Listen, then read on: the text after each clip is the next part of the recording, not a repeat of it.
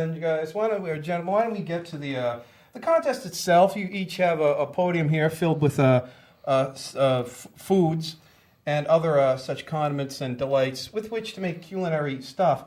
And we'll give you guys about 3 minutes After each, you, and you guys Thank can you. make your stuff. In the meantime, I'd like to take this opportunity to show off a little bit of my singing abilities. You can start now, guys, if you want. If I didn't care for you, if I didn't care. All right, folks.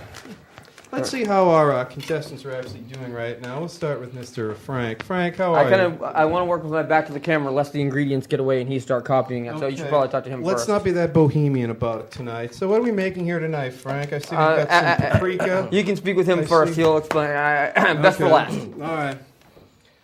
All right, so if we may, we're over here tonight with, doesn't that look good? So what are we going to be making, we have a Mr. Boleyn? roast pork sandwich with charred mushroom onion compote and wasabi mayonnaise, and it's going to be topped with roasted peppers and field greens. Okay.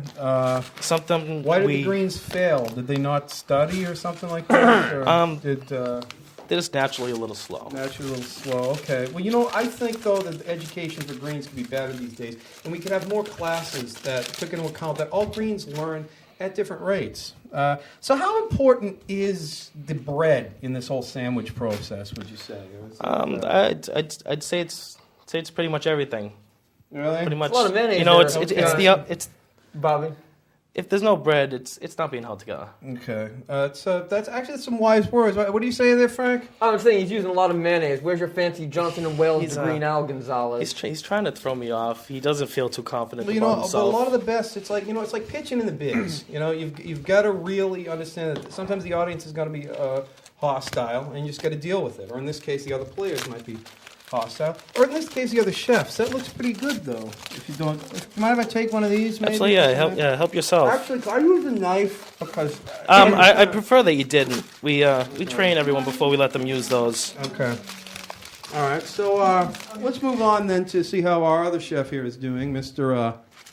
Frank. Mr. Frank, how are you doing tonight? Thanks very much. Can I get a little close up here, please? Can you get a close up? I got to explain a few things. No. Folks, let's talk a little bit about the strategy behind the sandwich that I'm working on right now. Look at him over there. Okay, well, this isn't your bully pulpit, mister. I'm the one hosting this segment. All right. You don't get to. Folks, so what are we looking at here for a sandwich? let's talk about this for a second. The human tongue has only, if I could back up for a second, the human tongue has only 6.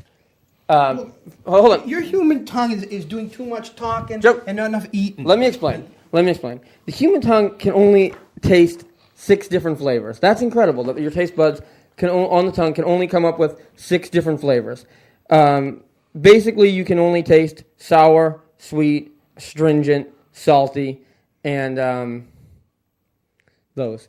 So, sweet, sour, astringent, salty, and basically just a few, and bitter. Those are the only tastes that you can really your taste buds have on your tongue. So I am going to create a sandwich today that covers all of those. We start with the base here, some cheese. All right. We add a few sunflower seeds to the sandwich. Are you allergic to anything, Joe? Yeah, penicillin, actually. Or that. So now for the bitter, I would like to add a little bit of sauerkraut to this delicious sandwich. So I add a little sauerkraut for the bitter flavor. And for the sweet, I would actually like to add a little bit of this cotton candy to my sandwich. Okay, throw my microphone back, mister. All right. And what does stringent mean, if you don't mind? And a little paprika. Yeah, like so. Hold that, please.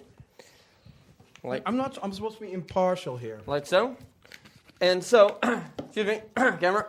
So, remember, you've got your Swiss cheese, your sunflower seeds, your your sauerkraut, paprika, cotton candy, and the Japanese scientists actually discovered one more taste. It's called umami, that we didn't know that we had. And so this is the other taste that your tongue can experience. And I always carry around a little wasabi with me, so I'm going to put that on here too. to just kind of complete that taste experience. Doesn't that look delicious? Doesn't A lot of wasabi. Doesn't that look delicious? Crap it that's up. nice. By the way, I'm using the heels because that's the best part of the bread. Sorry, Joe. This is my show, mister. You get to host the rest. This is my part. And so I think, as long as we have me hosting, I could maybe do a little bit of tap dancing whilst these gentlemen make the sandwiches. You know what I'm saying? A little bit of just getting that out there. Joe. I have to say I'm intrigued by your ingredients. Yeah, thank you. Do you have formal training and you study under any chef? This is amateur versus, like I said, this is amateur versus professional, Gonzalez. You may Because- have gone to that fancy Johnson should and Wales oblige. getting your degrees in Gonzalez? culinary skills, but I learned in the kitchen of life. I should point out, too, folks, that I studied under the peculiar purple pie man of Porcupine Peak. Joe, Bit of why don't you, tap why don't you dancing give it a there. try?